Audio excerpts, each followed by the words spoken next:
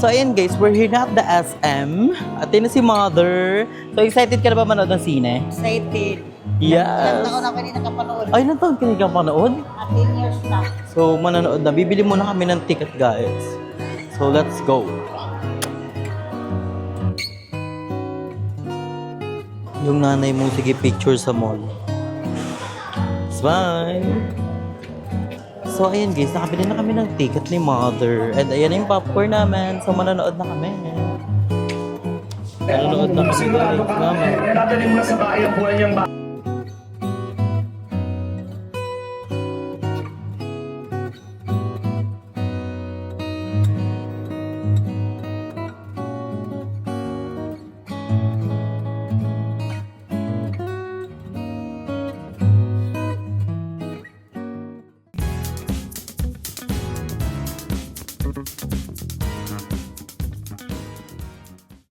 So hi guys, I'm Andrew and welcome back to my channel. Yeah, so for today's video is very special.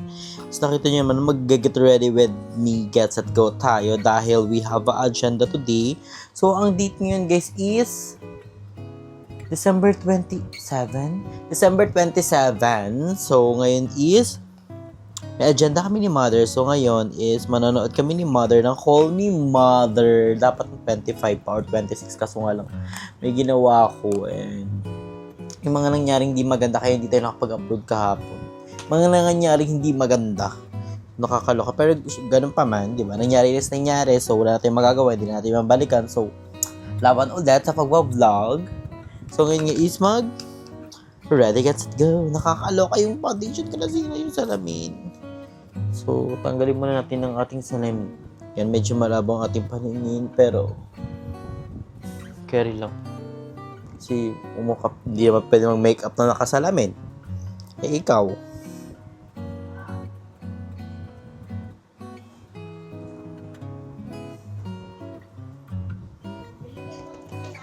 Ma.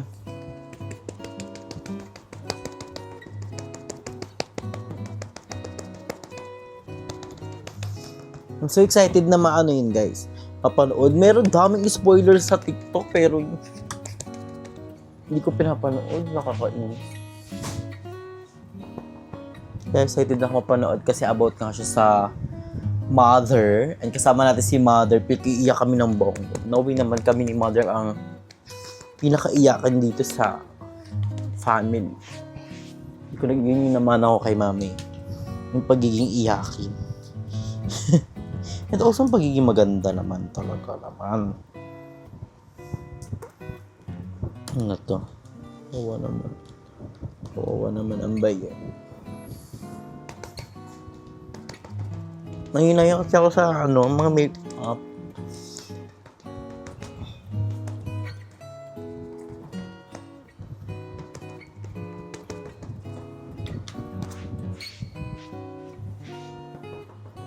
Gusto ko rin mapanood yung Kalabianca. Kaso lang hindi makaka-relate si Mother doon. So, tsaka natin panoorin yun. And meron pala ako guys na tinitake na bagong, nakita ko lang naman sa TikTok. Pero ito is bigay ni Miss Pearl. So, may tinitake akong black coffee na nakita ko siya sa TikTok. Tapos regalo sa akin ni Miss Pearl. Thank you kay Miss Pearl guys. Dahil ligaro niya ako ng coffee, isang box, and then ng perfume. Napakabango. Thank you, Miss Pearl. Alam ko nanonood ka. Thank you so much. So, ayan. Next natin is we're gonna go for the Kilage. Kilage muna tayo today. Brush lang very light. Para na umangat siya. And then, mascara. Dapat plakado ang natin, mata natin kahit nakasalamin tayo.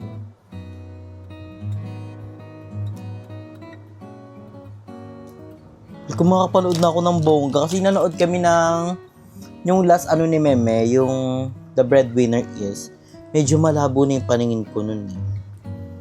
Pero ngayon, di ba? At least medyo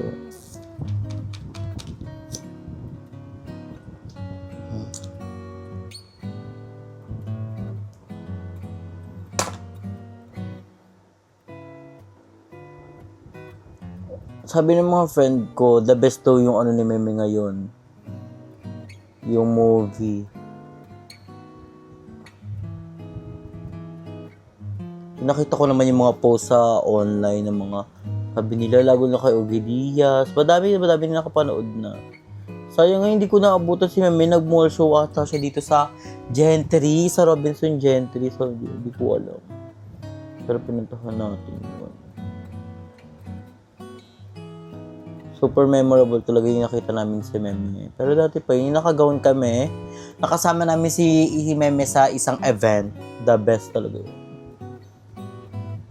Nakagawin kami, tapos kasama pa namin si Kuya Lud. Kaya the best experience namin yan.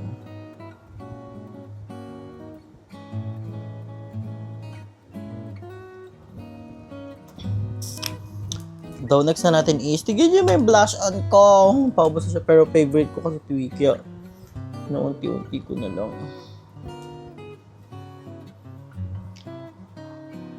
Ala, parang napadami naman, ti.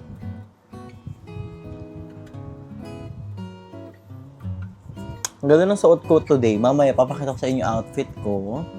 So, ito yung damit ko. Okay lang to guys, ha. Tignan nyo, napakaganda ng print. Kilala to ni Mami Uy, sikat to ng ice cream sa ibang bansa. Then, mag-sweet girl lang tayo na lip tint. Lip tint girl lang tayo today.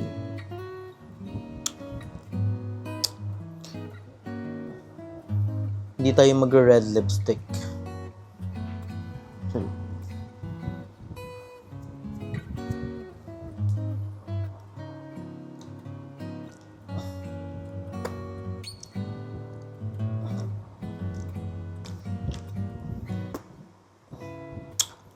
So, ayan. I think we're done.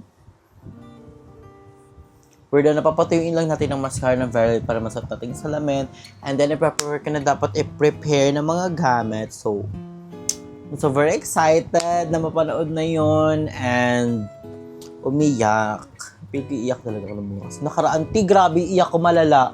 Kasama ka pa yung ex ko last time. Pero ngayon, kasama natin si Mother. And yung kwento pa, feel ko talaga makaka-relate si Mother sa kwento. Kaya, I'm super excited. So, ano pang ginagawa natin? So, pumunta na tayo sa SM Tanza para mapanood na natin ang Call Me Mother. Super excited. So, let's go. A few moments later. So, ayan guys, we're here na at the SM. At yun na si Mother. So, excited ka na ba manood ng sine? Excited. Yes. Ilang taon ako hindi nakapanood. Ay, ilang taon ka hindi ka panood? 10 years na. So, mananood na. Bibili muna kami ng ticket, guys. So, let's go.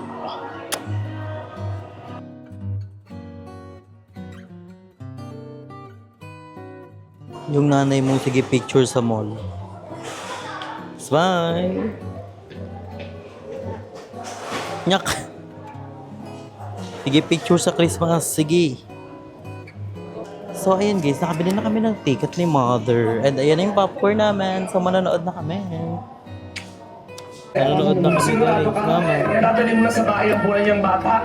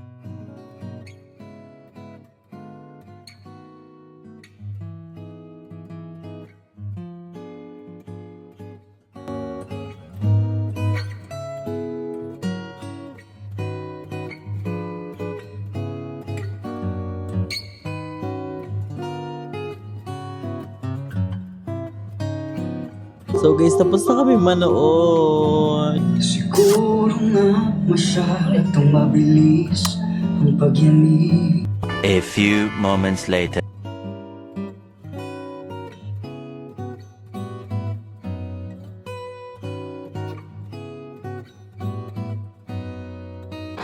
So ayun guys, tapos na namin napanood yung Call Me Mother. Grabe, sobrang ganda. And si Mama, natulog sa sinihan. Pero napanood niya naman kalahati. Tapos si mama kasi tulog. Pero ang ganda ng kwento guys, super nice. About siya sa mother. Grabe, ang galing ni Meme Vice, ni Nadine. Nung bata, ang galing ng bata ni Lucas. Ang galing niya. And also, pati mga PBB, yung si Esnier, si Klang. Basta lahat sila sobrang ganda. Sobrang galing nilang lahat. Maganda nga siya, nakakaiyak. And, naiyak talaga ako. Sabang umiiyak ako, nakita ko si mama, humihilik.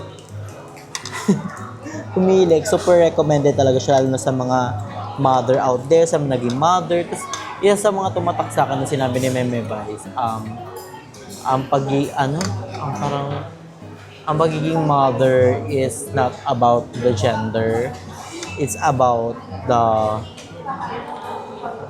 ang pagiging ina, hindi siya nag-aano sa kasarian, ganun. Nagmumula talaga siya sa puso. Kasi hindi lang porket nanganak ka na, mother ka na, hindi mo naman inalagaan yung anak mo. So, di ba? Iba talaga yung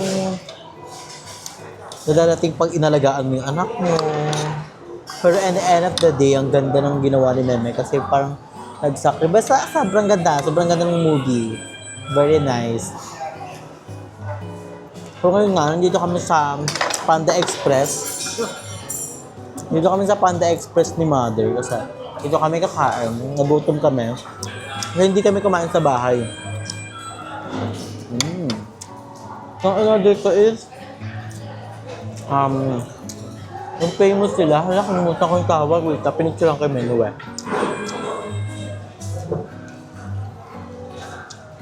So, bang in-order ko is orange chicken, kay mama is black pepper steak. Yun yung kay mother. So, ano masasabi mo sa movie? So, hindi ko naiyak. Nakakaiyak naman talaga siya guys, lalo na yung grabe kasi talaga yung sinakripisyo ni Twinkle. Basta ayoko na mag-spoil, mamaya sabihin yung spoiler ako, pero panoorin nyo na lang guys, the best. Grabe, at gusto ko rin mapanood yung iba, kaso nga lang, hindi naman tayo ganung lahat papanoorin natin. Gusto ko rin mapanood yung Kalabiang, pati yung kay Dustin, pati yung kay Will. Gusto ko rin papanoorin.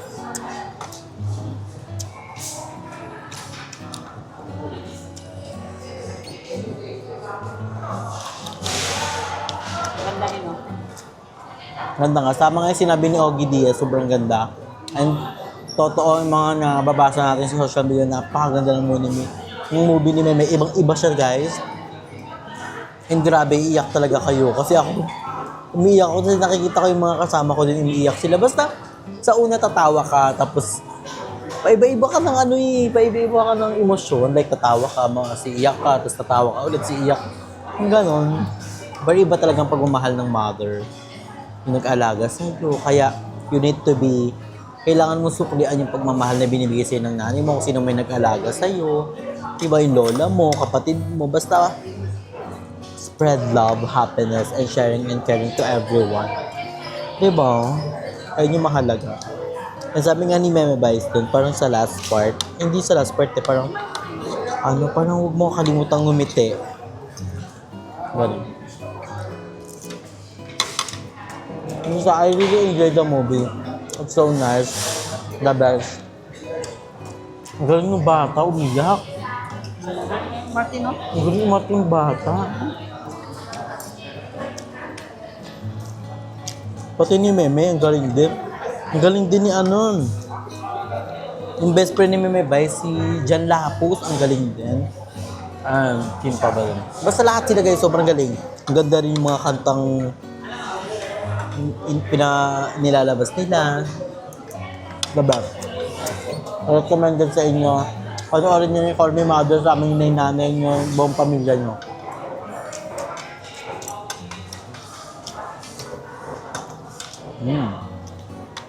Bata, Martin, umiyak.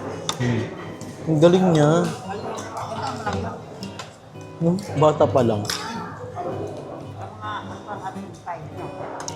Hindi, mga ano na yun. 7, 8. Galing yung taon niya. Bili ako ng soup. Kaya alam kong gusto ni mother ng soup. So, ayun guys, kakain muna kami and we're gonna enjoy the food. So, di mo namin alam kung saan kami next pupunta ni Mama. Baka mag-iikot-ikot kami dito sa mall kasi mainit pa sa labas. Anong oras pa lang? Alauna, 1:30 na. So, yung dito sa ang sinihan dito sa Tansa, 11 a.m. yung first. Second is 1:30. Tapos lumalaban sila ng alas 3.